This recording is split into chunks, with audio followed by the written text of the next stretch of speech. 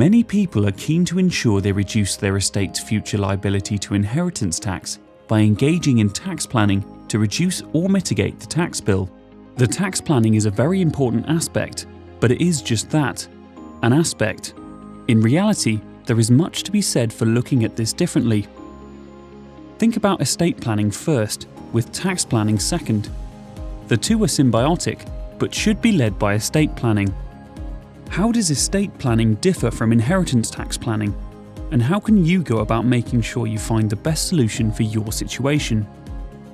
Estate planning is about taking steps to protect your estate for future generations, not especially about reducing tax. For example, many people want to ensure their wealth and assets are protected for their bloodline. They want to protect against children inheriting part of their wealth, then in the future being subjected to a divorce or bankruptcy, and part of the wealth disappearing for the benefit of the ex-spouse. In the case of bankruptcy, this will be for the benefit of creditors. Making plans today to ensure wealth and assets remain in the bloodline and future inheritors are themselves protected is an example of estate planning. Any inheritance tax planning becomes part of the wider estate planning exercise.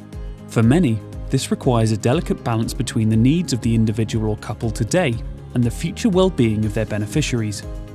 Leaving a legacy which is not unnecessarily reduced by future taxation is a desire many people have, but they don't want to leave themselves short in their own lifetime. Outright and large gifts can be complicated by this contradictory position, but major gifts also often require the donor living 7 years. Then there may be reservations about when an individual is comfortable for their offspring or beneficiaries to receive the gift. We also have to factor in that future governments might introduce more stringent rules and tax rates. It's a complex position, but the good news is there are ways to plan for inheritance tax, which can deal with most, possibly all of these factors. You just need the right solution and suitable advice. There are inheritance tax exemptions and allowances. Making sure these are properly used is a simple but highly effective step. There are gifts, which can be made on a regular basis in a drip feed fashion.